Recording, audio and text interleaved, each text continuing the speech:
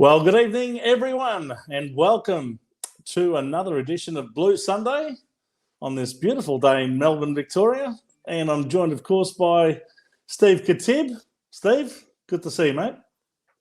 Good evening, Vince. Likewise. It's been another big week in sport, and we should inform all of our viewers that we're going to condense the show down to around about an hour and a half at the most. So we'll try and put a little alarm on to make sure that we don't exceed that, because I think in recent weeks we've probably gone fairly, too far past that mark. So we'll try and keep it to somewhere between an hour and a half. But naturally enough, we'd love to have your participation out there. If you're watching the show and you'd like to ask a question, or you want Steve and I to discuss it or debate it, or you want to pass a comment or an opinion, by all means do that on our YouTube channel in the blue corner.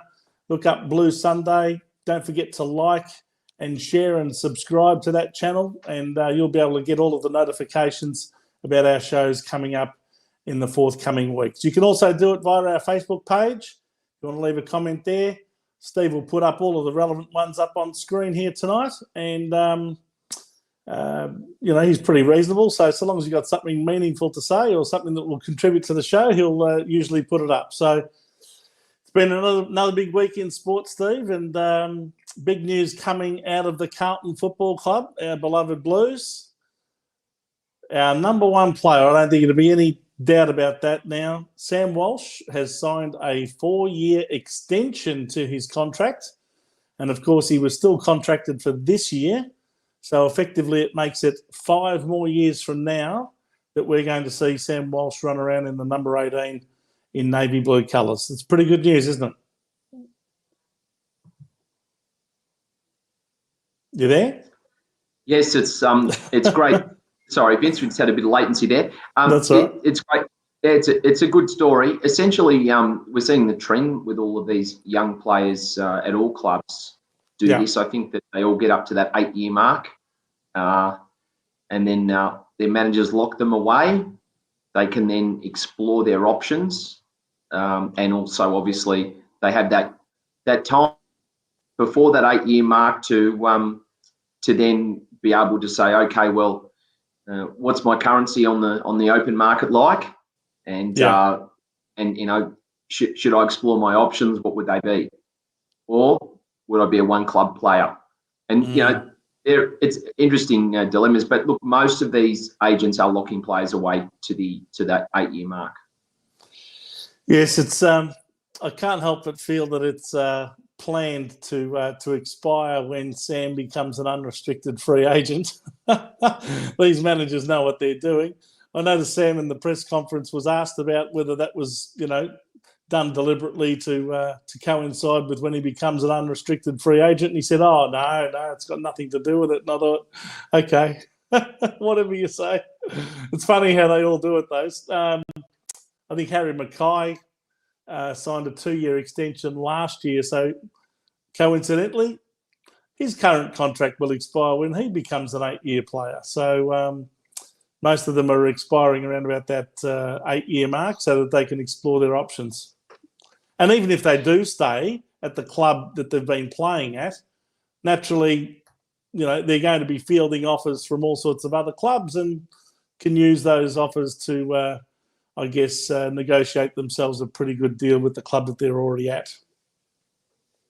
Well, speaking of that, if you actually look at Carlton themselves, there are the salary cap is pretty top heavy with those players that are paid quite a lot of money there. Obviously depending on 5 years, when 5 years times comes, Sam Walsh will probably be commanding. We don't know what it'll be, but it'll certainly be $800,000 or $900,000, if not $1 million a year. The way he's going, it makes things very, very interesting, doesn't it? Regarding just managing that total player payment salary cap situation.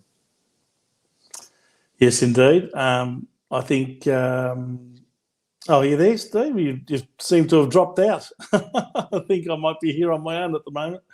I don't know how good Steve's Wi-Fi is down there in in his dungeon. He must be down below. Oh, you're back. Sorry, Vince, we're having some technical What issues happened to here. your Wi-Fi? Yeah. Sorry, Or I'm not sure or have you got the Carlton spies already on you? No, not yet. No, we're not that popular. Sorry, I'm not sure where I cut out there, but essentially I was saying that it's about managing the total player payments and the whole self. Yeah. Well, it is. It's a bit of a juggling act for the list managers, isn't it? To know when everyone's contract comes to an end, and so that not too many players are all expiring at once. I think the majority of players don't get 4 and 5 year contracts. So 90% of the list, if not more, are going to be on 1, 2, or maximum 3 year contracts. You would think. I think though I don't necessarily agree with all that you've said there, Vince. Nice to see you disagree with me now. I think it's more than just that. I think it's a lot more than just the actual expiration of the contracts, because you can front and back end contracts. It's about the major problem is when this free agency comes up at the end of each year and the club tries to land the big fish, so to speak. That big fish has to be worth it. If that big fish is not worth it that they attempt to land, it's a major, major issue. And that is where I think we have really challenged ourselves in the past. If you look at, and look, I'm not limiting these players, who knows, they may turn it around, but just based on exposed form, and that's all you can go on, to use racing parlance, essentially. Williams has certainly been nowhere near worth the money he commanded. If you look at McGovern, certainly nowhere near the money he's commanded. And then Martin, another player, certainly nowhere near the money he's commanded. So there's 3 players where you. What about Adam Saad? Do you think he's living up to his salary? I think it's too early to say. I think it's too early to say. If any of them has, it would be him, wouldn't it? Absolutely, yeah. It would be. But again, you're talking about back pockets and half-back flankers getting 700 a year plus. It's a lot of money, isn't it? Absolutely. Zach Williams was being played like he was Patrick Dangerfield, but he's not a midfielder. He's a half-back flanker at best. That's right. And that, so we've paid in advance for potential which was never going to be realised. We thought he was a potential gun midfielder, but clearly we've come to the conclusion that after half a season last year, that was never going to happen. It was optimistic at best. And I noticed now that he's actually training with the defenders. So I think that's where he's going to stay. And look, I'm sure he can add value to the team. I'm not saying he's a complete. When I make these comments, we're talking about, did you pay overs or unders for a player? And if you paid overs for them, what was the opportunity cost in economic terms? What could you have done with the overs money to redistribute it to other players, to fund your list? That's the issue. So this whole free agency period, I know supporters get really excited and want a club to be active, but to be active just for the sake of it, or to be active just to market to your members that, hey, look, we've done something. We've essentially we're active. We're major players. Players want to come to our club just for the sake of it. Is not worth it. You're better to say, look, we don't believe there's value there. Yep. And save your money and use it where need be. But that's just my view anyway. So I have disagreed with you a little bit, but that's part of the show. I go along with that. But I guess if you've got holes in your team that need to be filled, well, then I guess you've got to go out and try and attract players. I think our problem has been that in order to attract anybody, we've had to pay overs, like big overs, just to get them across.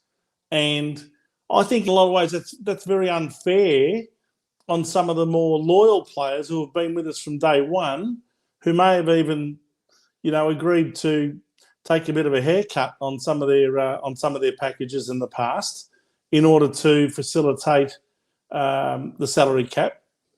And then the club goes out and pays big money overs for players like Williams and McGovern and Martin and these types. You talked about. I'm not sure that I like that. I don't even think that would breed a very good morale within the team, because you can't tell me that they don't get a bit antsy about some of these contracts. And that challenges selection integrity as well, because these players are being played. But I'll question even what you just said there, holes in your list.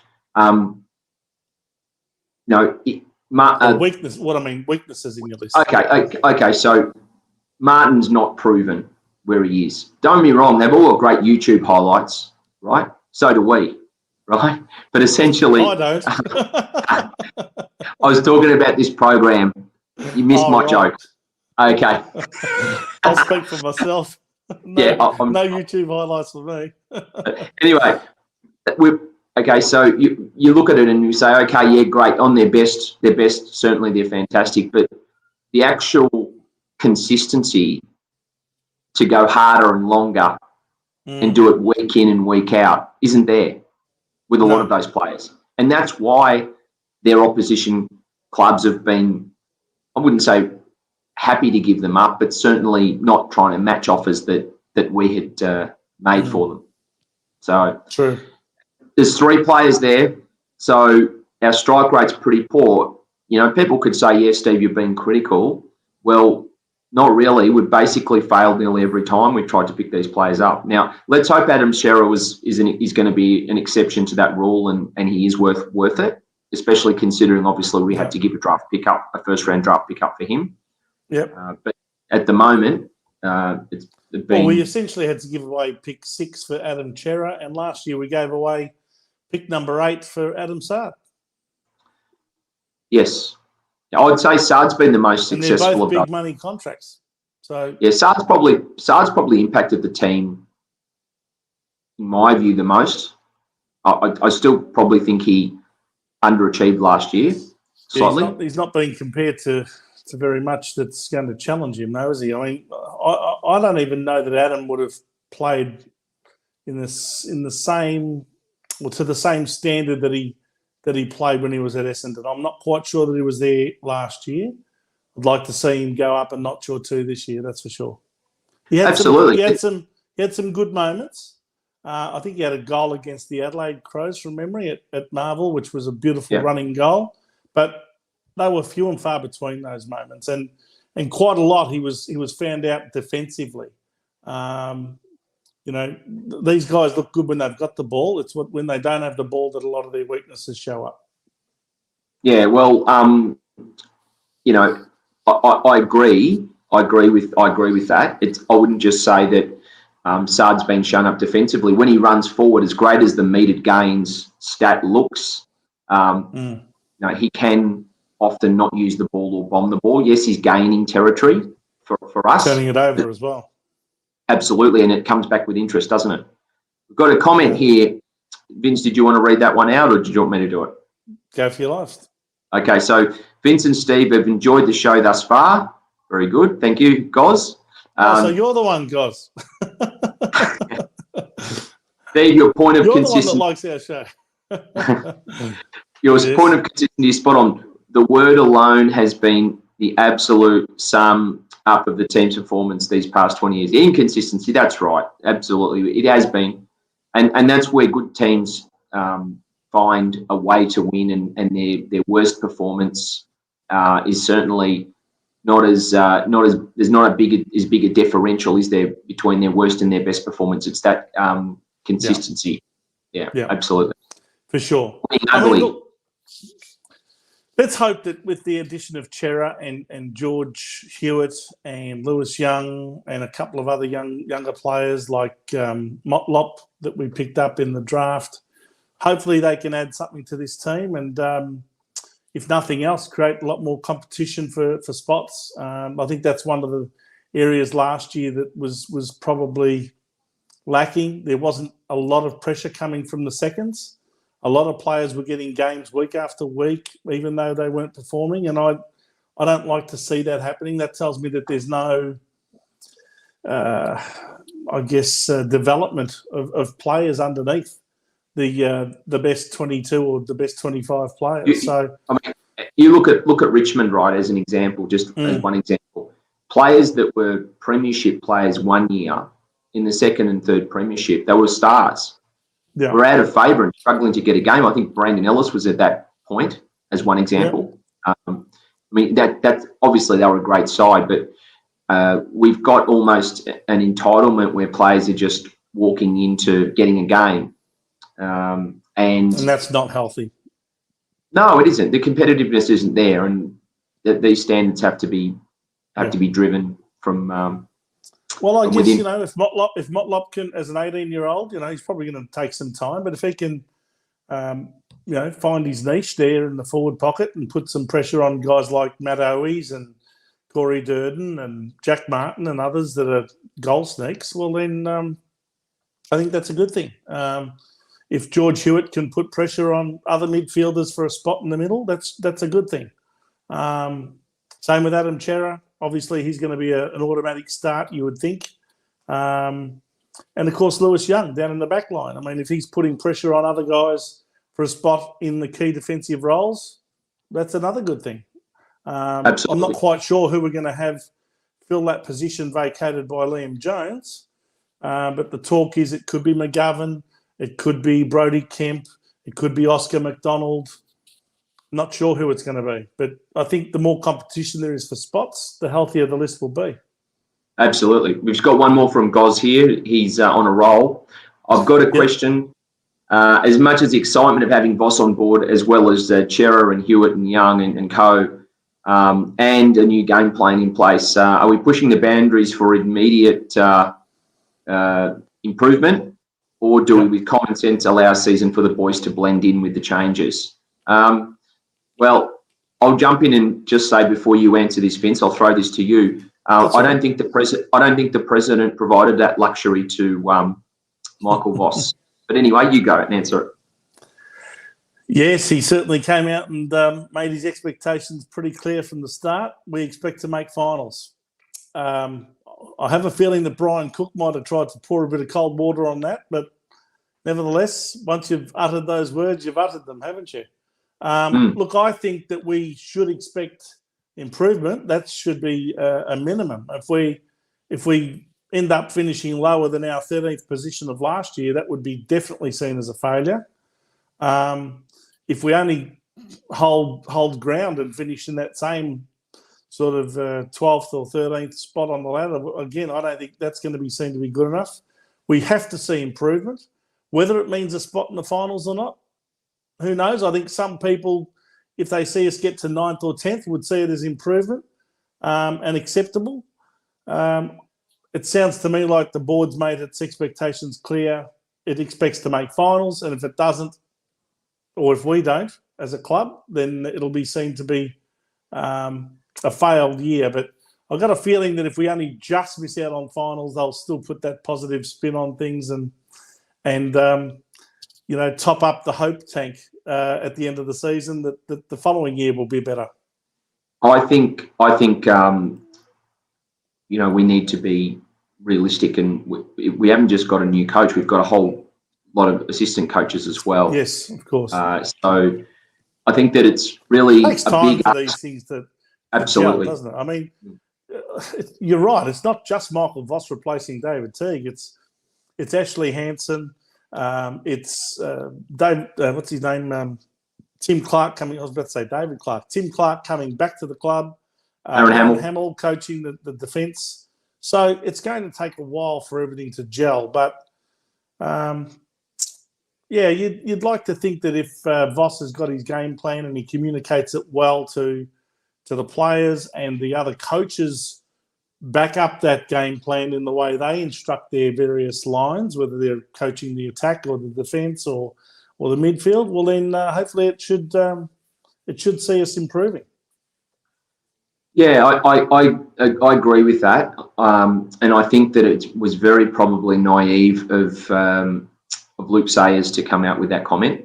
Understand though, politicians do make comments when they need to, and Yes. to appease the public and worry about how they're going to deliver those promises later. But I think It's like that was the one federal of budget, isn't it, Steve? It's a bit like, we expect to see 3% growth every quarter.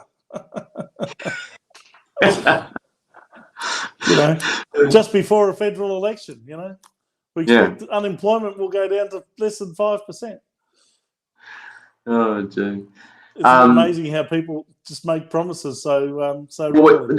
The problem is, I think our little effort that we're doing tonight, Vincent, on every Sunday night, will hold these promises to account. We'll keep them in the in the time capsule, and we'll bring them up when need be. But I don't have a problem with the president making that statement, but I'd like the president to then elaborate a little bit further and explain, okay, well, when you've got essentially a host of new coaches and administrative personnel and so forth, and players coming in, and a new game plan, how is that just going to promise finals? That would be okay if we were a top 4 side, and you knew you could promise that, but we weren't. Yeah. We'd then made final for so many years prior. Yeah. So, yeah. Look, my view on all this is that I believe every club should aspire, and I think that's the word that should have been used by Luke Sayers, that rather than an expectation, it should be an aspiration. And I think every club should aspire to make finals. I don't care if you'd finished wooden spoon last year, you should still aspire to make the finals. Now, is it expected that you make finals? Maybe if you finished on the bottom of the ladder, no, that's too much to expect in one hit.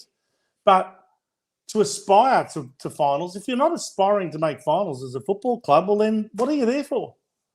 I think the we term hope to just go 2 or 3 rungs up the ladder? No. I don't have any issue with aspiration. Whether you should impose an expectation on your playing group and coaching staff, whereby if you don't make finals, you have failed and you'll be seen to have failed. That's where I think presidents go wrong, and they put a lot of pressure on people before they've even started. But I you're agree. right, they are the words that Luke Sayers did say. And I think that they were the words of a very inexperienced person when it comes to football matters in a public arena. Well, I think it's easy because, firstly, I think that the term "we're not putting a ceiling on it" would probably be the one that's used. That's the most trendy one. That's like that one is we'll take it 1 week at a time. That's the new version of that, isn't it? Really? Yeah.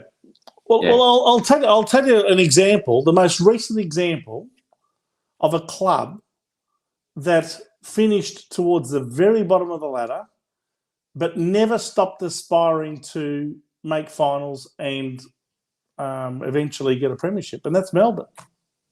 2 years ago, they finished 17th. That's second last on the ladder. 1 year later, they jumped up 8 spots to 9th. Just missing out on the finals in 2020. And then the following year, bingo, premiership, after not having even made finals the previous year. So it just goes to show you that if you aim high, you will get, you'll get pretty close if you do it right. Yeah, so that's it's true. A bit like, aim for the stars and at least you'll make the moon. If you don't aim for them, well, then you're not going to go anywhere. Absolutely. If Melbourne had said, look, guys, we just want to get up the ladder by about 3 or 4 spots, well, do you think they would have made 9th after 1 year and then win the premiership the following one? I doubt it very much. And you need a little bit of luck as well, go your way. Of course, everything has to happen, but you've got to put yourself in that position. Absolutely. By the way, what I was going to also add to our discussion on this signing of contracts is this public message that the player took a cut, or they sacrificed their package in order to facilitate, the growing of the list, and they're so confident in the direction of the football club that's why they committed and all this sort of thing. Do you honestly think that Sam Walsh or his manager were saying words along those lines, or do you think it was purely about we want a contract that lasts X amount of time and gives us X amount of dollars? Here's a piece of paper, Sam. Here's a piece of paper, manager, written by club. Yep. Insert name of club. Insert name here of club. Spin, propaganda. Is this is how we want it to be perceived. You've just signed. You now, this is the messaging we want to come out. Yeah. Because this is going to help our growing of memberships, faith in the club, et cetera, fits in with the big picture, the narrative that we're trying to communicate. Please. Yeah. Bit like that Snickers, is it the Snickers commercial or something I'm just trying to think, that commercial where the player comes out maybe for the wrong reasons, had done the wrong thing, and they read the script. That's it. There's no different, right? That's what it is. And that's okay. But don't we want to see a player actually, let's put them on the spot almost, let's doorstop them and ask them, why'd you re-sign? Tell us about it. And not get that same narrative, please. Well, this is a business, mate. You know that, and I know that. It's a business. Every person's there for themselves. And look, yes, they want to say that the club gets success, but look, I have no doubt that Sam Walsh has got his heart in the right place. Absolutely. And, he probably knows that if he had shopped himself around, he probably could have got himself a U-Butte deal for even a bit more money elsewhere. In good faith, they've come to a deal pretty quickly and pretty early. I've got to hand it to him. He hasn't strung it out all year. I remember when the long-running saga of Patrick Cripps's signature eventually came to a conclusion last year. The words were, I was never going to leave. It was never in doubt. But it just took months and months and months and months to come together. See, but at least Dustin... I just do wonder about the sincerity of some of these statements. On the flip side, Dustin Martin's contract for Richmond was certainly elongated, wasn't it, right? Yes. But he came out at the end and said, I could have gone to North. They offered me A, B, and C. I would have been set for life. Yeah. I think, that staying at Richmond is the best thing for me. It's for less money. That was sincere. Now, sure, there was a bit of scripting in that. I'm sure the PR people got in there somewhere, but that was more Dustin Martin from the heart. Yeah. Some of these ones, I just think they want the supporters just to believe what they want them to believe. But, anyway. Interesting, isn't it, hey? The PR machines are going into overdrive as soon as one of the star players signs on the dotted line. But anyway. Vince, last point on that. As a supporter, though, you read that, and I'm a cynic for the right reasons. But my heart, my Carlton heart, when I'm wearing my blue glasses, goes, I'd love to hear that. Yeah, I love that. I love that to be true. But then my brain gets involved and says, I think that's a propaganda PR statement. Yeah. But it felt good to believe it. The bottom line is that they're all in it, they want to get themselves a decent deal. I think most players don't milk it for absolutely every last dollar that they can get. Most of them are happy to stay where they are, so long as the environment that they're experiencing is a healthy one. They're normally prepared to stay for a little bit less money. I remember back at the end of 2013 with the Eddie Betts saga. Adelaide had offered him, I think it was $400,000 a year for 5 years. We'd only offered him $300,000 a year for 4 years.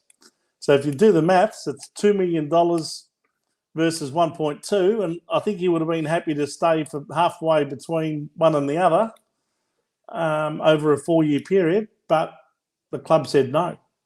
In the end, the golf was just too much to refuse, and he had a young family at the time, and so reluctantly he left. Adelaide had made him the offer. Carlton had the opportunity to match it. He even said, don't match it, just come halfway and I'll stay. But they decided not to. And I think the main motivation for that was to make room in the salary cap for a guy called Dale Thomas. And he came over on significantly more money than that. I think it was in the 700s over a 4-year deal.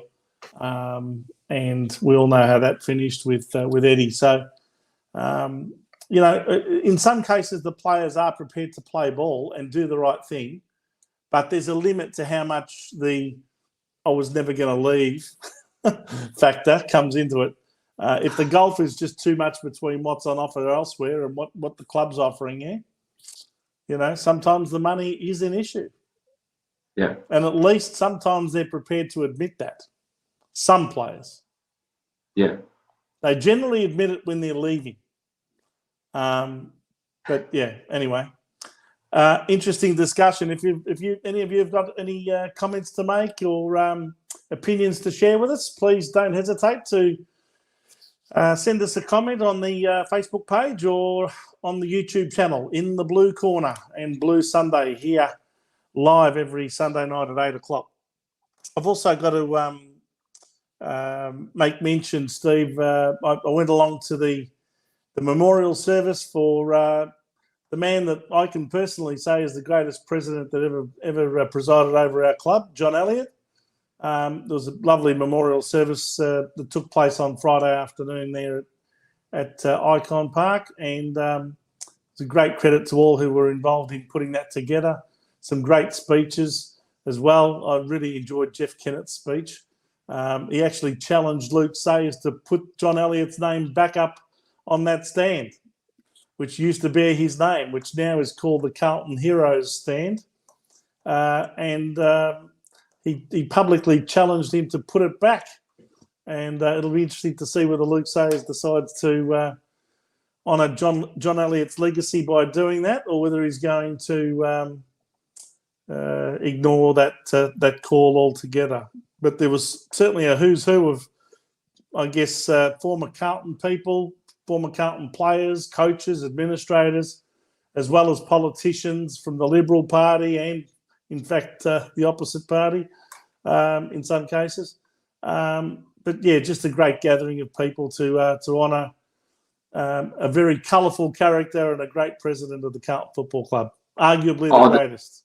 The stories, I'm sure, that would have been told, Vince, would be amazing stories. Yeah, in fact, you could probably have that could go all day, couldn't it? Really, there'd be stories upon stories upon stories, and obviously the attendees just go to show the life that he led.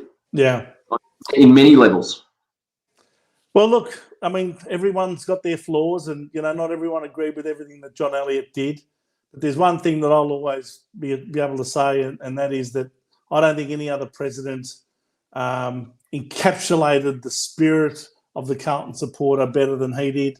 While he could, you know, rub shoulders with the kings and queens of the world and some of the biggest business executives and business tycoons all around the place, he could do all of that, but he never lost the common touch with the average Carlton supporter. And I think most people that saw Jack, Big Jack as we used to call him, could relate to him. And he was a bit of a larrikin. He was almost like the Bob Hawke, really, of club presidents, because if there was one thing that appealed to the average Australian when Bob Hawke was Prime Minister, is that common touch. Absolutely. You know, from my point of view, even if even at an annual general meeting, he'd always take your question. Yes. If you didn't like it, he'd respect you. He'd answer it. He'd do his very best to answer it, even though he didn't like it. And he would engage with the supporter base, and really promote the football club. He was probably, he was a marketer. He was a showman. Yeah. A great sort of business mind as a visionary. Only in the early days. And he was in that sort of group of tycoons of Australia that, when we had all of us, in the 80s and so forth. He did encapsulate the excesses of the 80s, that's for sure. Yeah. He probably reached the pinnacle of his business career when he had Elders IXL and then started to Fosterise the world with Foster's Lager and bought out breweries like Courage Brewery over there in London, which saw the Battle of Britain take place at the end of 1987 when we won the premiership. So you'd have to say that era around the 87 premiership was when he probably reached his peak, really. I know that he was still the president for 95, but I can't help but remember him most during the 80s when you had the Alan Bonds of the world at their peak, and John Elliott and Robert Holmes à Court and all of these sorts of characters. But and of course Bob Hawke was the Prime Minister. So I think they were the characters that really depicted the excesses of the 80s better than anyone else. And club presidents in those days, and you've just touched a nerve for me, but club presidents in those days did not bow to the AFL. No, they stood up for the interest of their to stand up for the club. Yeah. Now, I understand that can mean that that can be a negative to some extent because we want the overall competition to grow, and the lesser clubs need a fair go as well. But to have presidents actually stand up for their club, opposed to just do what City Hall wants them to do and essentially be almost puppets for City Hall. Yeah. Elliott was certainly not one of those. In fact, he was probably, I think arguably, it wouldn't even be arguably, Vince, I think he'd be the most forthright president that stood up for his football club more than any during that era. Oh, no doubt. And hypothetically, if he was still around today, we'd still be playing games at Princes Park. I can't see that he ever would have agreed to shift our games away from Princes Park. He definitely would have at least kept, not even a handful, but maybe 2 or 3 games a year at Princes Park, and attempted to do it at Carlton what Brian Cook, ironically enough, was able to do at Geelong with the support of presidents like Frank Costa. But it's a shame that from that point of view, that when he left, a lot of those things left with him. The tenacity in our administration and in our board to take on City Hall, as you called it, and stand up for the club. And some people would say we've never recovered. The last 20 years has been just a gradual downward spiral. And we're all hopeful that things are going to improve, but there's no guarantees. We used to be proactive. We used to be cutting edge or bleeding edge with things that we did. But now we are, very much just following. And he was part of that. He was very much part of that. And no idea was too wild or crazy or too big to sort of take on and develop in the club. And if I was to criticise anything about John Elliott, it would be that he probably, like a lot of very good leaders, and I put John Howard in that bracket, he just didn't recognise when the right time was to step away and to groom a successor and to have that person take on the same values, the same standards, the same beliefs into the next presidency. And that would be my biggest criticism, is that within a couple of years after the 95 premiership, when you saw guys retire like Kernahan and Williams and Spalding and Madden and Peter Dean and all these, stalwarts of the club who had all gotten to 34 years of age and all retired in 1997, that's when I think he should have passed the baton down to someone else. And he held on for another 5-year period where we sort of snuck back into a grand final again in '99 under the leadership of Bradley and Silvani, but and Parkham was in the last of his 1 or 2 years of coaching. But that was almost like the last hurrah, wasn't it? Really, that '99, 2000, 2001 period, we never were really quite good enough to pull off a premiership. We didn't have a lot of luck towards the end of each of those seasons with injuries, but nevertheless, I think Elliott should have prepared a successor around about that 96, 97 period, and it should have been a passing of the baton at that stage. And then maybe, just maybe, we wouldn't have experienced the wooden spoon of 2002. We wouldn't have experienced all of the salary cap rorting and exposure of all of that, and the fines from AFL and draft picks that were lost in the first 2 rounds of the draft. All of those things really hurt the club, and that's about the only thing that I would regret and that I would criticise Elliott for at the time. And he never recognised the right time to pass down the baton. And in obviously then all of that occurring, the club then lost any power it had and had to sell its soul to Docklands, to what the AFL essentially, whatever the AFL wanted. Because they had Ian Collins as a president, who was actually running Telstra Dome, or what eventually became Etihad Stadium and is now Marvel Stadium. And there's no doubt in my mind that it was in his best interest for Carlton to move away from Princes Park and go and play games there. But that's, as you said, that's when we lost all power. We became like any of the other weaker clubs, to be honest. And I think we've been down there with the Western Bulldogs and the North Melbournes and the St Kildas and clubs like that, more so than being up where we used to be, which was with the Essendons and Collingwoods and Richmonds. And that's the harsh reality of it.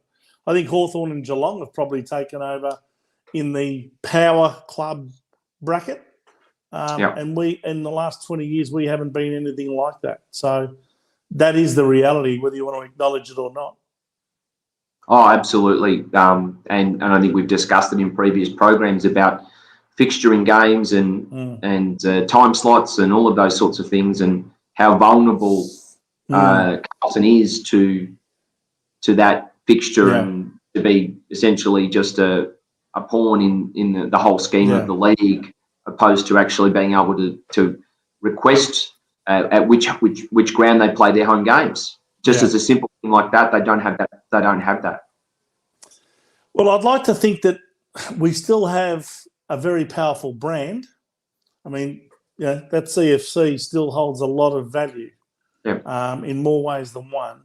And we have a very significant supporter base. So from that point of view, if and when things start to kick off and start to turn around and we become successful again, I'm pretty sure that there'll be a rapid, almost a slingshot effect, almost a pent-up demand for success from all of our supporter base that will explode if we start to become a very successful football club.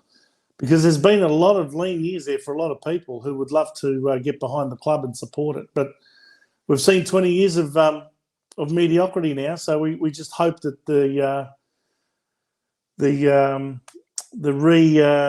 how can I put it?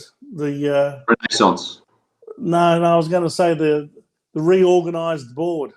The reorganised board and its administration has now got an opportunity to take us forward. But it'll be interesting to see how that develops over the next year or two.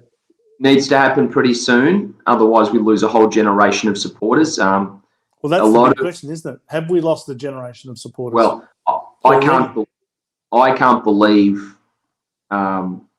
just in speaking to parents, how they allow their kids, and I know I use the word allow, but how they allow children to barrack for a team other than their own. It's almost unheard of. No. In Carlton circles. Absolutely. In years gone by, a couple of decades ago, you would never have even heard about that. Sure, and unfortunately, the kids probably have to do that because they'd like to select a successful side. But when we were a very strong side and had our glory days, our halcyon period, kids didn't even have to think about it, did they? No. All right. Well, there you go.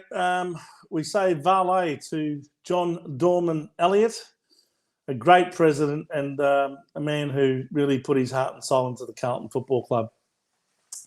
All right. A couple of other bits of news out of Carlton, of course, in the last week or so. Tom de Koning has injured his shoulder, I believe. He's had to have some sort of surgery on that, and it's going to mean a delayed start to the season. So that puts a lot of pressure on Mark Pitnett to hold down the ruck position and hopefully not get injured. Absolutely. It's going to be very interesting to see how he's able to ruck all the time, especially through the practice matches. Or Indeed. maybe we'll see some other players rotated through there. But good luck to Tom. And our summer edition of Blue Sunday wouldn't be a summer edition unless we spoke about AFLW. As much as there's not much to talk about from a positive point of view with our women's team, they are currently sitting second last on the ladder after 6 matches, 1 win, 5 losses, and with a percentage that's even lower than the bottom team on the ladder, which is St Kilda. Our percentage is 45.5%, and St Kilda's is 48.4%. And St Kilda has played 1 less game than us, but they haven't had a win yet. And guess who plays each other next week? Carlton St Kilda. I saw Carlton that. and St Kilda at Icon Park on Saturday afternoon at 10 I was doing past 5, the maths. I was doing the predictor to see how we'd go, and that is going to be I wouldn't call it was it Cruiser Cup or something like that? Yeah, that's going to be a battle. The cellar dwellers, more like it. Yeah, well, you know what I mean. Is in essentially draft picks and so forth will be on the, but it's not really that big a deal to get that number 1 draft pick. It's more about pride, and. Well, I've got to say this. I'll give the girls this much. The 5 losses we've had are all teams in the top 6. And the top 6 are the teams that are going to be playing finals. Yeah. So we've played Fremantle, obviously, just the other night and lost over in Perth. And we, by the way, lost pretty badly, 51-9. The previous week, we lost to the second team on the ladder, Adelaide. 51 again to 12. Again, we only kicked the 1 goal for the game. So against Fremantle, we kicked 1 goal, 3-9. And against Adelaide, 1 goal, 6-12. And both of those teams scored 7 goals, 9-51. Against us, same score. The third team on the ladder, Melbourne, is the one we will play last in round 10. We've also played the Kangaroos, Brisbane Lions and Collingwood and lost to all 3 of those as well. So all of the losses are to teams in the top 6 at the moment. We've only played the 1 team out of the top 6, and that's Geelong, and we beat them. So if we start playing some other teams that are middle of the range type sides, I think we can actually have a few wins. But it looks like all of the enthusiasm's been sapped out of this team. They're good for about 10 minutes of the first quarter, and then they go to water. And that's happened in the last couple of weeks. The second halves have been, they've been completely outplayed. And I think Daniel Harford's going to come under increasing scrutiny, and already some quarters of the club, some groups, especially through their social media pages, are already calling for his head. Well, we spoke about this. I mean, right now, not at the end of the year. Yep. They're asking for it now, and calling for assistant coaches like Cade Simpson to take over. Yeah, look, we spoke about this. He doesn't have the cattle. It's as simple as that. I was just going to say, is this an issue that is just Daniel Harford, or does it go deeper than that? Absolutely. But he's going to be the one that cops it. You can see it coming a mile away, can't you? Well, let's see the review and how far the review really goes, or is it just a pure sacking? But are they doing a review of the women's team now? Are they? No, but if you're going to make a decision on the coach, wouldn't you consult with? Well, they did a review of the men's team, which resulted in the coach getting sacked. Are they going to do another review? Going to get the same 3 guys to do a review of the women's team? Well, I think that would be a consultant's done that last year. That would be a consultant's picnic, wouldn't it?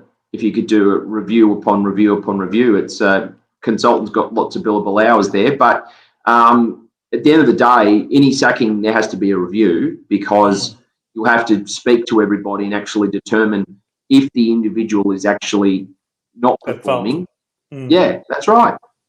Just because the results are bad, he could have a team that's not up to it. There could be other issues within the football program itself.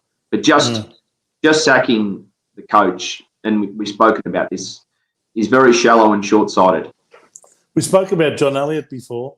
I couldn't help but think back to him when you were just speaking now about a review, and you've got to make sure that the coach is in fact the problem. Otherwise, you could be sacking someone who's not in fact the problem. I remember in 1989, after we'd finished 3 years in the top 3, I think we finished second in 86. We won the premiership in 87. And we finished in 3rd position after losing the preliminary final to Melbourne in 1988. And then the first, I think, 10 matches of 1989, I think we only won the 1 game. And Robert Walls got sacked after a loss to the Brisbane Bears, to the lowly Bears at Princes Park one day in the rain. Warwick Kappa kicking a goal after the siren, which was the nail in Robert Walls' coffin. But what Elliott did was go to the players and say, listen, are you playing for this bloke or aren't you? And they basically said, no, we're sick of him. He's too difficult to please. And, we've lost all enthusiasm for playing for him, and that's why Walls got the sack. Whereas about 9 years later, if you remember in 1998, we got off to a very similar poor start under David Parkin, who'd been there for 8 years in a row. We finished out of the finals at the end of 97, just. And then in 98, I think our first 8 or 9 games, we lost most of them. And same sort of thing. Went to Kernahan and in that year it wasn't Kernahan, he'd already retired. He went to Bradley and Silvani and these guys and said, if you guys aren't playing for Parkin, I'll go and find someone else. And they said, no, Parkin's not the issue. Parkin is not the problem. We are the problem, and we need to fix it internally. And Parkin kept his job. I think we won lots of games and then in half of that season. They really took off and almost made the finals again. Didn't quite make the finals, but then in 1999 we made the grand final, and then preliminary in 2000, etc. So sometimes, the sacking of the coach can be a little bit ill-founded, and jumping the gun on just making it the coach's fault all the time. If you keep doing that, you might as well call yourself the Carlton Football Club. Because that's what we've done 5 times in the last 12 years. but what we're doing is training our supporters to think that way too. Essentially, If there's an issue, sack the coach. Yep. And what happens when a coach performs poorly? Yep. The supporters scream out, sack the coach. Now, The supporters aren't being trained subliminally. They're being conned and manipulated. They're not being told, is there a football program issue? Is there a football subcommittee issue? Is there a football board director issue? Yes. What's going on here beyond all of that? Why are all these players leaving the club, at the end of the year? Is there a cultural issue? Is there a morale issue? is there a group of groups of little cliques of players separating into little groups, and we haven't got a whole team first approach to everything. So I don't know whether Daniel Harford's a problem. Maybe he is, maybe he isn't. But to just simply make it his problem and his fault, and to think that if he just gets the sack, it's going to fix everything, this is where we've gone wrong with the men's team. How many times in the last, 20 years? How many times? Britton got the sack, Pagan got the sack, Ratton got the sack, Malthouse got the sack, Bolton got the sack, Teague got the sack, Voss. You reckon if your name was Michael Voss, what do you reckon would be happening within the next 2 or 3 years unless you perform up to expectations? Tell me. Yeah. Understand, though, as Robert Walls said, was it Robert Walls? Anyway, I think it was Robert Walls or maybe Kevin Shetty. There's two types of coaches, those that have been sacked and those waiting to be sacked, right? Regardless of that, no doubt, right? We all get the chop in whatever job eventually. Yep. The point is, though, it's about doing the review. And clubs, and we're talking AFL men's now, but clubs such as Richmond and Geelong have proven that isn't always, and even Melbourne for that matter, have proven that that's not always the way to go. Yeah. And have actually come out, it's happened to 3 clubs in the last 10 years. Yeah. Proven that that's not the way to go, and we can actually come out the other side and actually address the real issues. Well, tell me something. With the team performing so poorly, and after having had so many off-field issues and players leaving and all the rest of it, why haven't we had anyone from the club, whether it's a board member that's responsible for AFLW, and in fact that person is Paddy Kinnersley, and she's up for re-election next week, and they're saying nothing. So they're hoping she just coasts through and gets re-elected? We're not talking about the election as well. The issue is whether she gets re-elected or not. Why is that going to... Just because she gets re-elected, does that mean it's going to fix the problem? It's not. She's been presiding over all of this for the last 3 years. So why is it going backwards? Why have we got these issues? Why have we got players leaving? Why are now we seeing this team underperforming and not gelling as a team and looking like a listless rabble? I mean, Darcy Vecchio, not even a shadow of what she was producing last year. There's a couple of shining lights, I guess, that you could point to, but really the majority of them are just battling at best. And questions need to be asked. The board member responsible for the AFLW program, I believe, should be coming out and explaining, firstly, what we see the problems are, and secondly, what's going to be done to address them and hopefully fix them. But we've heard nothing from the club at all. Now, if this was the men's team, Steve, do you think we'd be able to get away with saying nothing to our supporters after being 1-5 after 6 rounds? Really? No. Or is it all just going to be Daniel Harford's fault at the end of the AFLW season, and we're just going to chop him and get another coach, and then that's the solution? Surely there should be questions asked of Paddy Kinnersley. Well, not just what they're going to do to fix it, why it got to that point. Yeah. Because we've now wasted several years as well, right? How it was allowed to deteriorate. Yeah. And I think how many of our supporters are asking for this? I don't hear but the Harford thing's yelling from the grandstand saying, hang on, you know, it's not just good enough to sack the coach. We want answers from the people in charge. But the Harford thing's a decoy. It's easy, just simple thinking, really simple thinking. Don't need to think too much. Obviously, the coach is no good. Get rid of him, and that's it.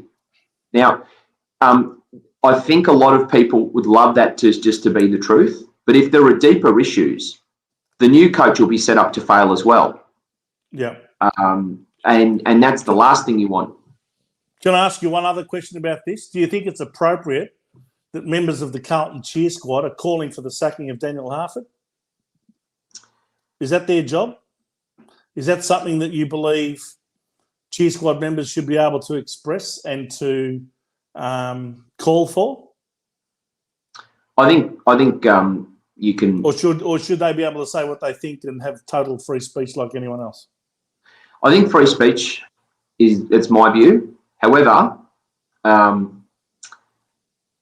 I question sometimes, if a message is being put through the club to say, he's gone and let's talk about that to get people used to the idea.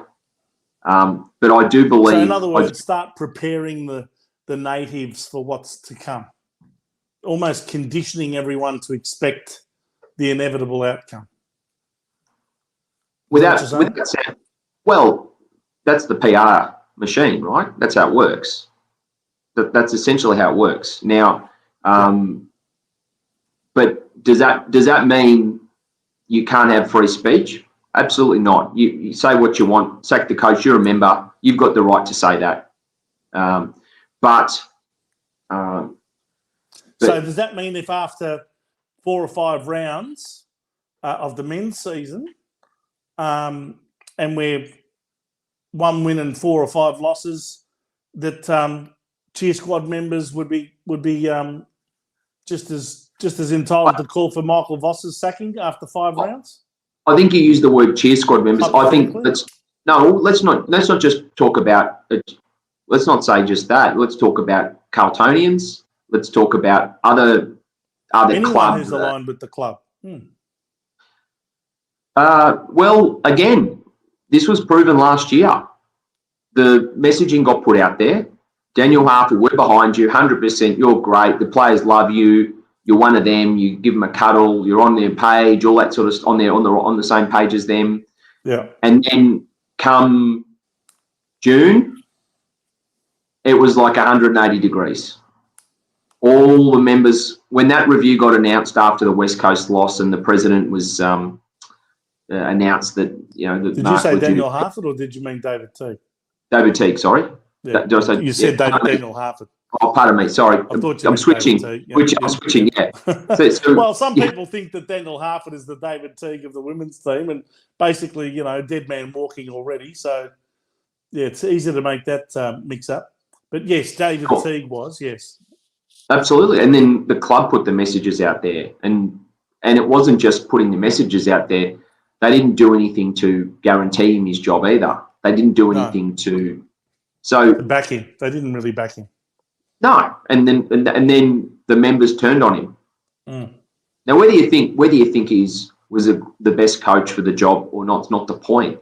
There's a bigger issue, but more importantly, where's the sense of ownership and responsibility? And this coach was just appointed, and if you go back to the press conference, he couldn't have been readier. I think what was that the term? I know we're quoting. Couldn't have been more ready to coach was the words that the president used. So we've got our time capsules out tonight, haven't we? I've got mine, and you've got yours, right? Exactly. Well, I don't know. I just fear for Daniel Harford. I think he's being almost lined up like a lamb to the slaughter. But anyway, Vince, I'll just say on this point. If he is the problem, that's fine. His position should be held under review. He's not Bambi. Oh no, he's not untouchable. He may very well be the problem, and that's fine. But let's talk about everything else around him. That's all I'm saying. Well, a bit like what we said about David Teague last year. He may not be the right coach. He may not be the ideal coach, but as a club, are we supporting him? Are we providing everything for him that a coach should expect to get from his football club before we just simply put the blame at his feet? And I don't know that as a club we've ever really supported our coaches in the way that they ought to be supported in order to achieve the sort of sustained success that the club keeps talking about. That's another word. One other little issue that came out of the AFLW game today was right towards the end. Maddie Prasparkas had a player go for a mark that put their knees right into her back.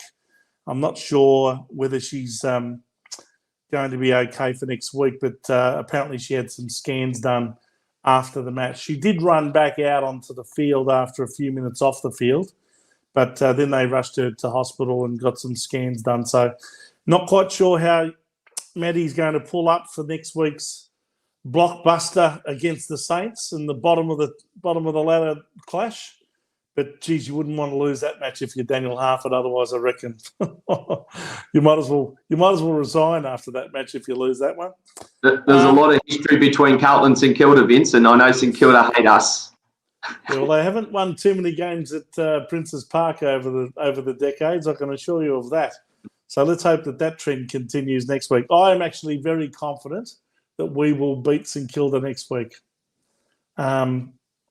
If all of the players are absolutely fair income, they should be able to beat the Saints next week. Anyway. Yep. Adelaide got beaten today, by the way, in the AFLW. The only undefeated team lost in the end by 1 point over at Norwood, over there in South Australia, to the Western Bulldogs. And that now means every one of the teams has at least lost one match. And as I said, Fremantle's currently on top, having played 7 games. And they've had 6 wins. Adelaide second, and Melbourne and the Kangaroos all on 5 wins after only 6 matches. So potentially we could have 4 teams there that. Even Brisbane have played only five games for 4 wins. So there's 5 teams that have only lost 1 match each. So potentially there you could have 5 teams all vying for that top position or 2 on the ladder. Should be an exciting finish to the AFLW season. All right. Away from football now, Stevie. I think we've probably said enough. Don't forget the annual general meeting of the Carlton Football Club is not this Tuesday, but the following Tuesday. So we will have one more show before that meeting next Sunday night. And, of course, that's at 6:30, and it's an online meeting, Steve.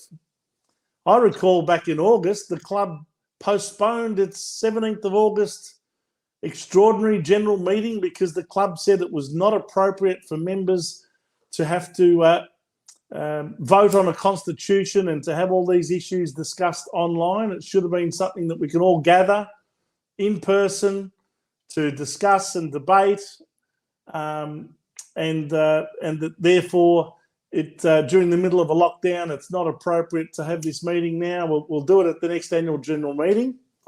And here we are. It's the next annual general meeting. And what is it? It's online. Does that surprise you? Hey? Crowds at the footy will be 100% though. Crowds at the football will be 100%, but it's too dangerous to hold an annual general meeting amongst about 100 people in a room somewhere, whether it be at the club or whether it be somewhere else. Can't have that. What is going on? Why can't we have this meeting, even if it was at Moonee Valley? You could have 5 seats in between each person in the celebrity room down there, and, you'd have plenty of room. In fact, we used to have annual general meetings down there at one stage. We did, and the Brunswick Town Hall. The gymnasium area at Carlton should be, big, all the players area there. We've had an annual general meeting or 2 there in the past few years, yes. Yeah, so why is it that we have to have this meeting online? So we're voting on a constitution. We're voting on an election. Now, we're doing all that, again, in advance of the actual meeting, but surely the meeting itself can be held where we can all see each other, meet each other, look at each other and talk to each other.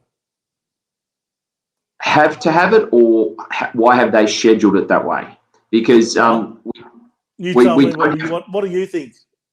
What's the thinking behind the online annual general meeting when you can put 100,000 people into the MCG? The online adds to the gulf, the gap, the disconnect, the lack of accountability between the board, management, and the membership. It's just another layer of disconnect. Yeah. So the club is trying to privatise itself away from its members, so they're season ticket holders. They're not members. Yeah. They still technically are, but certainly my view is they'd want to change that if they could.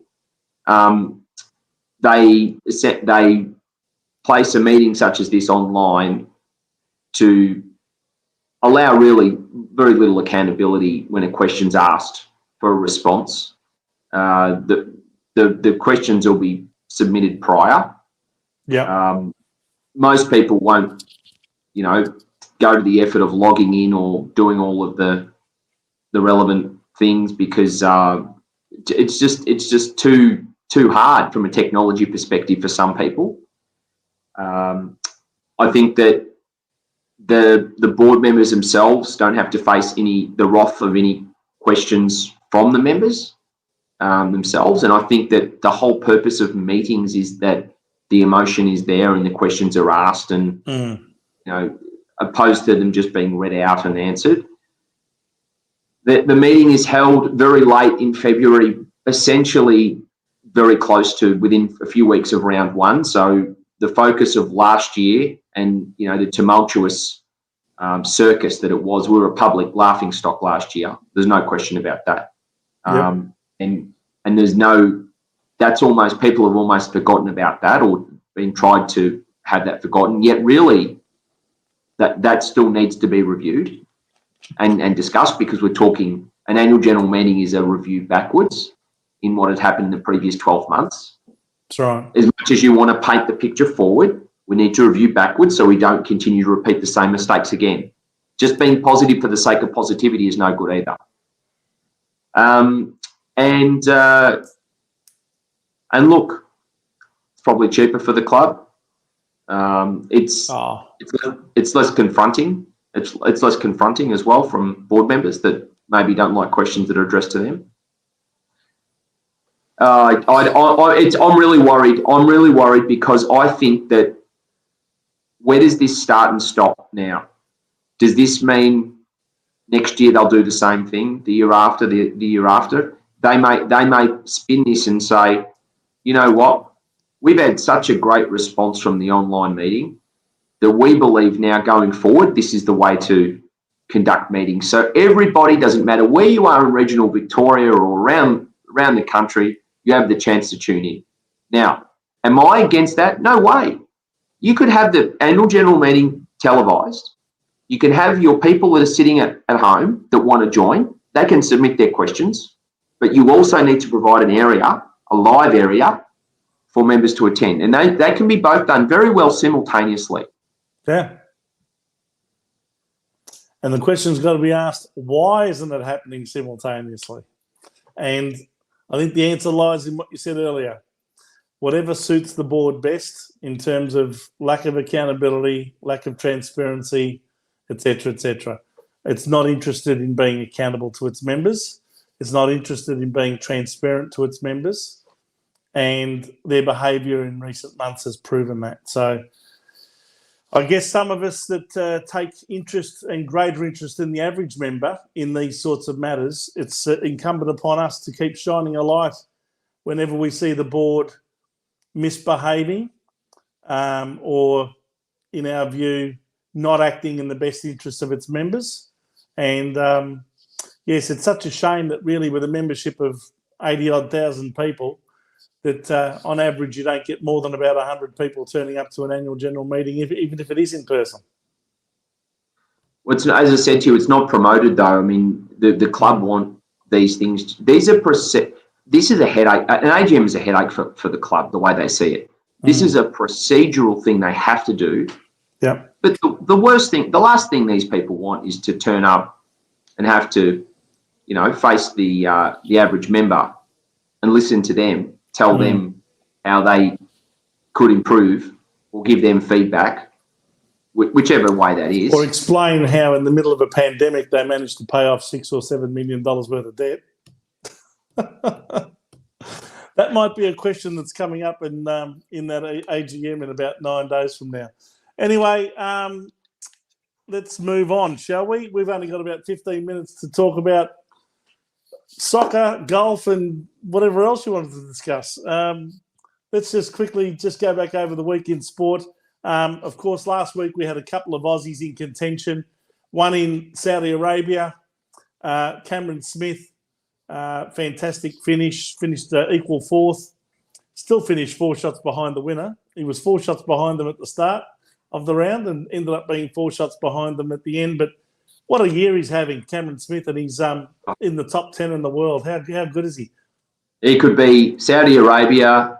He could be in the US, in Hawaii, you name it. He's just model of consistency anywhere, anytime. It's fantastic. And the other one, of course, was Jason Day, who was also only 4 shots behind the leader at the start of the final round. When we were on air this time last week, there was still another round to go, the final round. Unfortunately for Jason, he dropped off a little. I think he started the round on 11 under, finished a couple of shots over par for that final round, and finished, I think, 9 under. And the winners were quite significantly ahead by the end of the round. But good to see him coming back to form. Tom Hoagie, who apparently had over 200 tournaments on the USPGA and had never won one, he finally cracked it for a victory at that beautiful course, Pebble Beach, over there near Monterey, in the Monterey Peninsula. What a fabulous piece of real estate that is over there in Northern California, just south of San Francisco. The 17-mile drive. I don't know if you've ever been down there, Steve, but it is magnificent. I have indeed. Yeah, me too. Many, many, many years ago.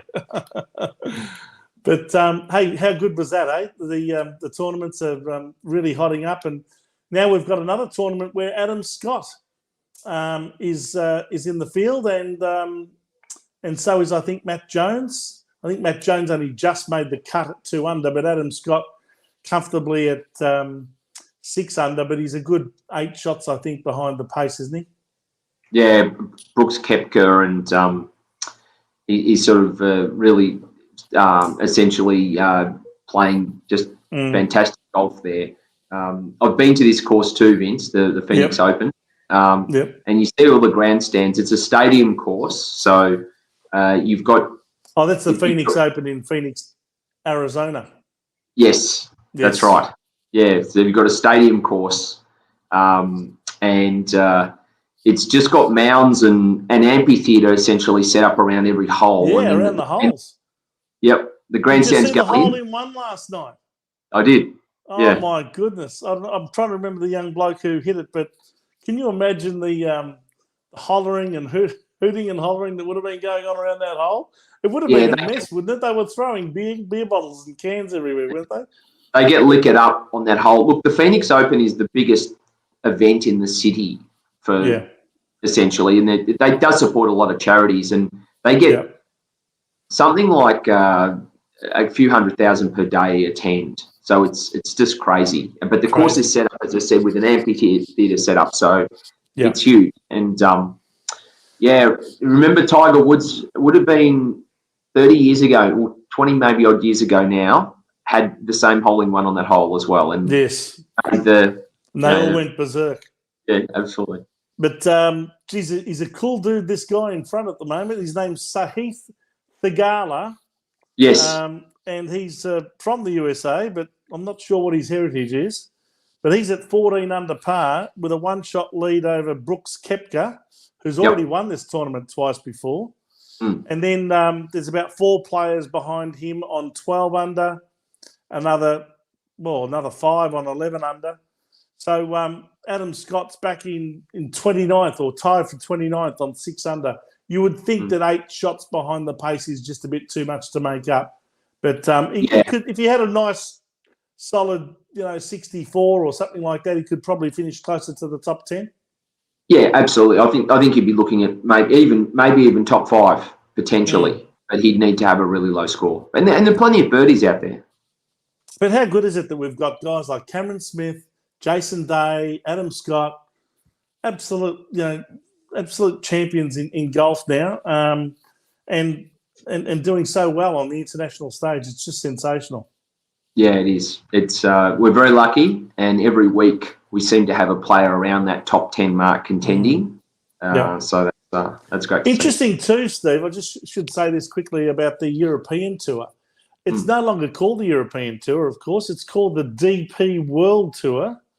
And, of course, that's because the sponsor of the tour is, in fact, called DP World, which is a company in logistics in Dubai, and they are pouring millions into that tour.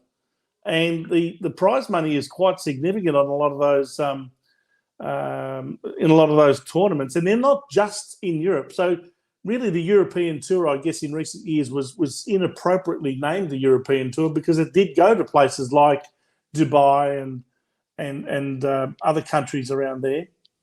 So World, being DP World, probably is a bit more appropriate because there's a lot more tournaments around the world, other than the Absolutely. US, of course. Yeah, and so there are events in South Africa on that tour. There are events all over the place. There are actually more events in the Middle East now as a result of that sponsorship. Even in Africa and places like that.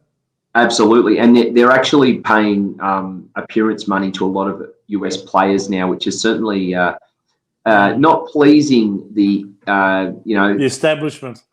No, because the USPGA Tour is a huge machine and big money players, yeah, absolutely. And all players they want all their players in the US playing there. And there's that element of that rivalry between obviously Europe and the US as well there. Well, we saw that tournament last week, if you remember, while the AT&T Pebble Beach tournament was going on with guys like Jason Day and Jordan Spieth and players like that taking part in that one.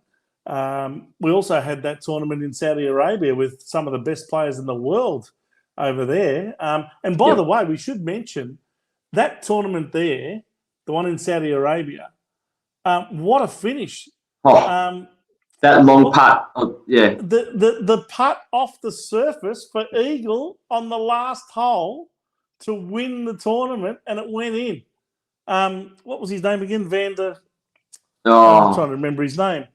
I've gone blank, but yes. Yeah, Vander the third. I'm trying to remember his first name. Yes, it will come to me, but I know the. Yeah, you know the one I'm talking about. Yes. Yeah. Yeah. Well, he. What was an incredible tournament. I thought for all money that.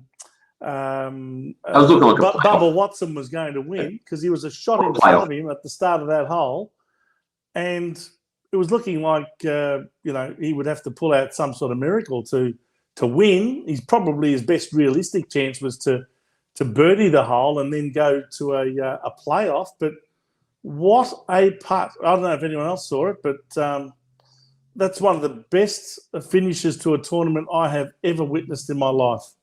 Yeah. And didn't the crowd go wild? And they did. And how would you be poor Bubba Watson? You're just waiting and you've got no control over the situation and you're thinking, okay, playoff at worst and I could win. And then he holds it and he wins and Bubba Watson doesn't even get a playoff. Yeah. That's it. Yeah. Well, I guess, that's golf, I guess. And Vander ended up... walking away with over $1 million US, and Bubba had to lick his wounds with only $500,000 US. Now, is the glass half full or half empty? I don't know. What do you think? I wouldn't mind walking away with $500,000 US.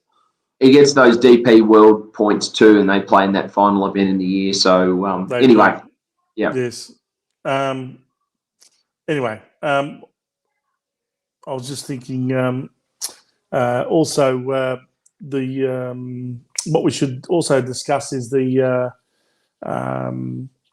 cricket that was played over the last few days and the last week or so. The Australian women's completely dominated over the English women, both in the Test match, which ended up in a draw, but certainly in the T20 matches and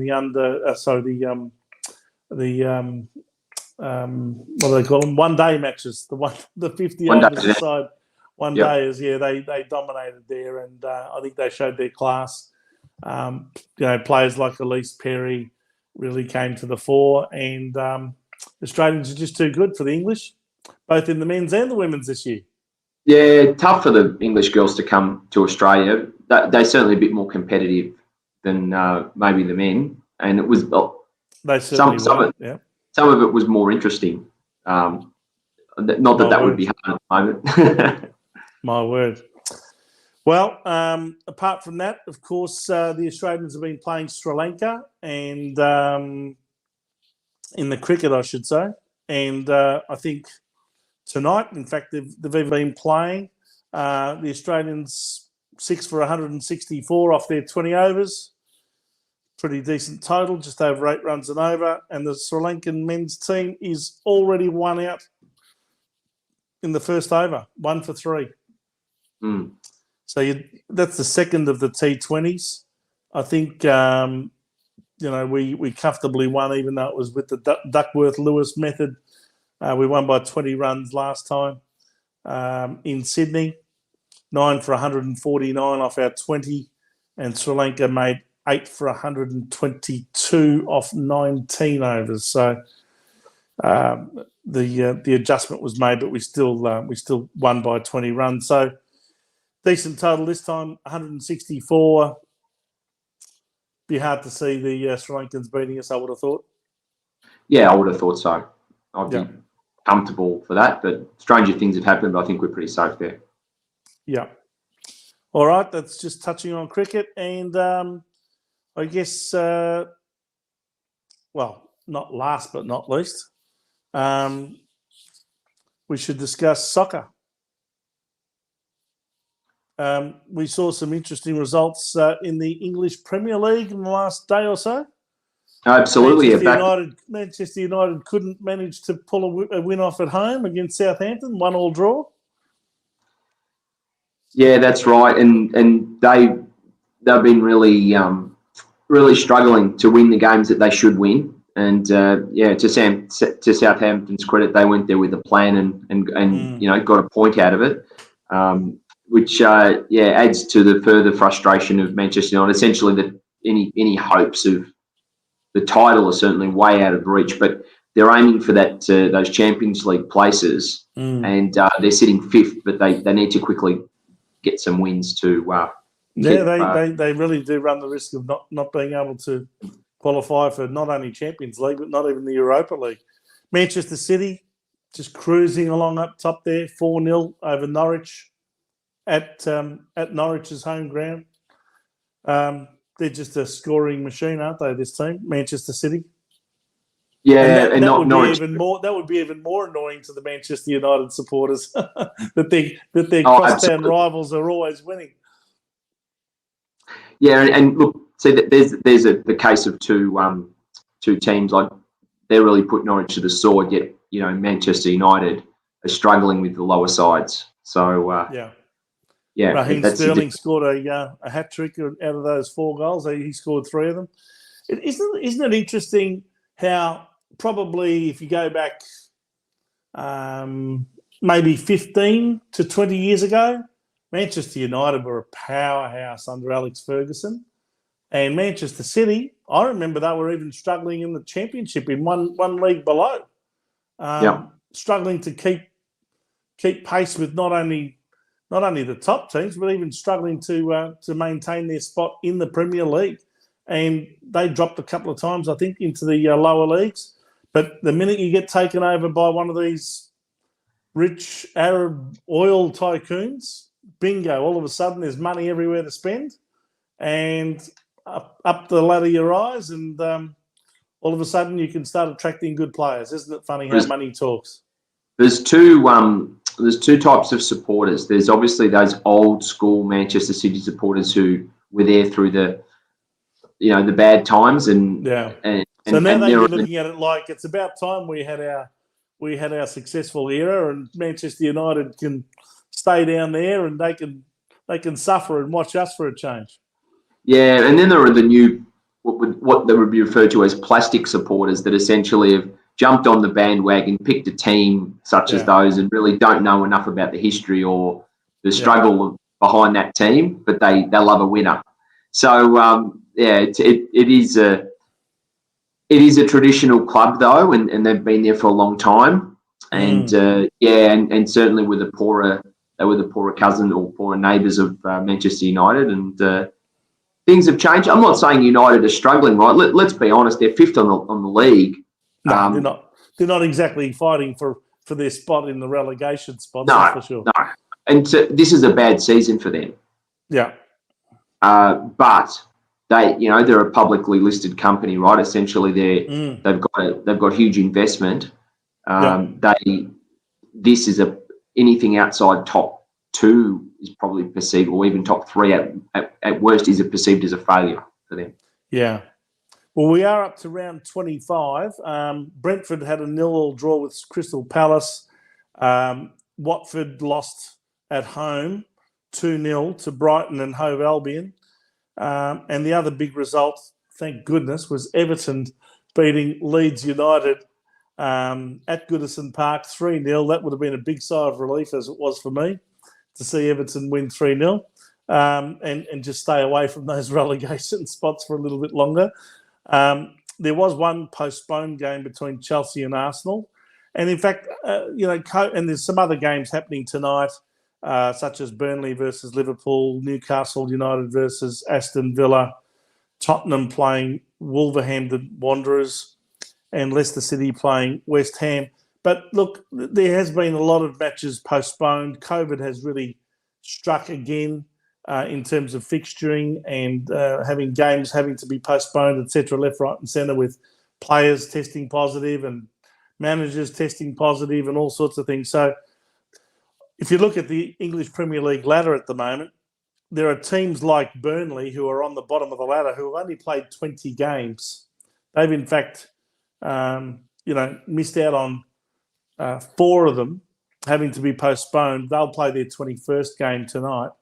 But there's other teams such as Brentford and even Manchester City up the top of the ladder who have played all 25 games. So it's a bit hard to make the ladder make any sense at the moment, with teams playing 20, 21, 22, 23, 24, 25 games, depending on where they sit on the ladder. You'd have to say, however, that Manchester City is a runaway leader at the moment, 12 points ahead of Liverpool, but Liverpool's got 2 matches in hand. They're 4 points ahead of Chelsea, and Chelsea's played 1 more game than Liverpool. West Ham have also played the same as Chelsea on 40 points. Manchester United on 40 points, just outside the top 4 on goal difference. Same amount of games as West Ham, 24. And Arsenal's knocking on the door after 22 games with 39 points. So they could very, very well leapfrog into the top 4. And even Tottenham, only 21 games they've played, and they're on 36. So by the time they catch up to the others in terms of how many games they play, they could leapfrog into the top 4 as well. So absolutely, there's all sorts of different combinations and machinations that could take place here. But it certainly is an intriguing season in the English Premier League. I won't bother with the other leagues this week, such as La Liga and Serie A in Italy. There was a big top-of-the-table clash during the week between Napoli and Inter Milan that ended up being in a 1-1 draw. So that was unfortunately a sort of a stalemate. But nevertheless, those 2 teams were right up the top of the ladder, looking pretty good. PSG, Paris Saint-Germain, abbreviated to PSG, they are miles ahead on the top of the League One ladder in France. They won't be caught. In La Liga, it's a real tussle at the top between Real Madrid and Sevilla. And there's only about 3 or 4 points in between them. And I think you'll find that that'll be a bit of a battle heading in towards the final games of the season. Definitely, no. It's looking for a good finish. That's one of the leagues at least that we can follow. That's not all. And Atletico Madrid and Barcelona. So those 4 teams are all very evenly matched within La Liga. All right, Steve. I think we've probably done enough of other sports of the more popular variety tonight. Hopefully, we've canvassed a few things at the Carlton Football Club tonight that will have made our viewers think a bit and muddle over how things really work at the club. But we hope to have a special guest at next week's program in advance of the Carlton annual general meeting to discuss all of the things that are likely to happen at that meeting and the things that we're voting on, the people that we're voting on. So we'll bring that to a conclusion next week. And of course, we're very soon going to be playing our first practice match, which is scheduled to be against St Kilda at Icon Park towards the end of February. So let's see how our players are shaping up on the field. Hopefully not too many more injuries to have to report. And we can start rubbing our hands that maybe we'll see some men's football very, very soon. You said it's at Icon Park late February, Vince. Have you got a time for that game? Yes, in fact, you're being cheeky. That particular practice match, Steve, I believe it's going to be happening on now let me find this. It's happening on a Thursday morning. Thursday, the 24th of February at 10 a.m. Now, I'm not sure what the thinking is there because I think most people would probably be at work and most of the kids would be at school. So I'm not sure how many people are going to be turning up, but maybe they're trying to minimise the crowd. I don't know. But with the reduced capacity at the moment, I suppose that would be the case. But I used to, just to finish with you, it used to be great to go and watch the practice games. We used to always lose traditionally as Carlton. We would always we're slow starters, but it used to be great to watch. But you're talking about back in the 70s and 80s when they never tried. yeah, true. But it was good to watch those practice games on a Saturday or even at I think a few years ago we played Essendon at Princess Park at sort of 6:30. Exactly, that's the sort of thing I think people want to see. I mean, really, if that's is it that hard to do that? I don't know. I think it should be. I don't know if it's Carlton's decision or whether it's the AFL who's making that decision. I'm really not sure. No one seems to be able to tell the average supporter what's going on. But someone somewhere made a decision that this practice match would be at 10 o'clock in the morning on a Thursday. So I dare say it won't be a sellout, everyone. It might be a shut the gate affair because they might have to shut the gates to keep the crowd in. But anyway, hope you've enjoyed the show, everyone, and would love to get your feedback on the Facebook page In the Blue Corner, and as well as that on YouTube on our In the Blue Corner channel. On our show Blue Sunday, you can certainly leave a comment or pass an opinion if you'd like. We always look forward to plenty of feedback. So until next Sunday night at 8 o'clock, Steve, thanks again for your time. Thanks, Vince. And we'll see you next week at 8 o'clock. Bye, everyone. Go Blues.